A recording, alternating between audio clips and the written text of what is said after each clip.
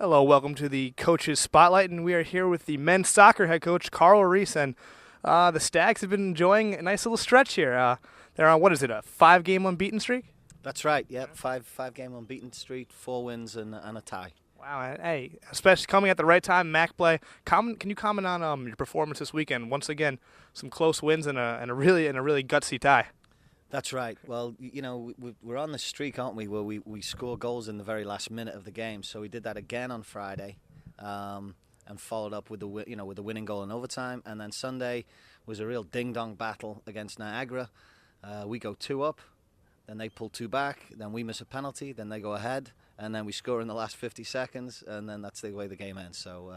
Yeah, tremendous spirit from the guys. Yeah, it seems like all these games you guys have a knack for the drama these days. Every game seems to be close. Every game seems to be going down to the wire. But can you comment right now?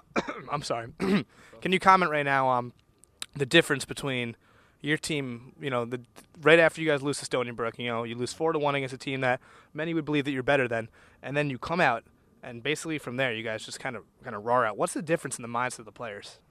I think we're doing a lot of self-evaluation. You know, whether we win or we lose, we're working out what works for us and what doesn't work for us. And the big crossing point for me was the away game at Yale. You know, Yale's now gone on to, took UConn, who were number 1 in the country, to overtime. You know, they've beaten Harvard. They're a strong team, and that was a real stand up and be counted sort of a game for us. So that for me was the turning point, and hopefully we can continue to improve and pick up 6 points this weekend. Yeah, and speaking of this weekend, you have Siena. It's a road trip, a little road trip. You guys have you've been home for this past weekend, but now you go to Siena Friday night, and then you got Marist on Sunday, which are two. They could always be tough games, especially after the long drive. Not an easy drive up there. But what needs to be done this weekend? We need to take one game at a time and get the first. I'm a big believer that the first game results affects the second game. So Siena was in the playoffs the last 2 or 3 years, and they defeated us here at home last year, and we tied them up at their place the previous year. So it's a tough battle, but we've worked on our tactical approach to the game today. We've watched film. We've been very thorough with our preparation, and I think that we have a couple of guys back from injury. Brendan Christabel's back, which gives us some more pace and his enthusiasm and some more athleticism and height. So we're looking forward to it. So we just got to keep doing the things that have worked for us so far. Yeah, and in any sport, it's not often you see a team start 0-4 and then just roar back like you are doing now. How would you describe just the character of these players? Your individual team. How special are they? Yeah, well, I've mentioned before, we deliberately went out and tried to get a group of players in that would be up for a battle, up for the challenge, take responsibility, kind of be on the front foot, as we like to say in our locker room.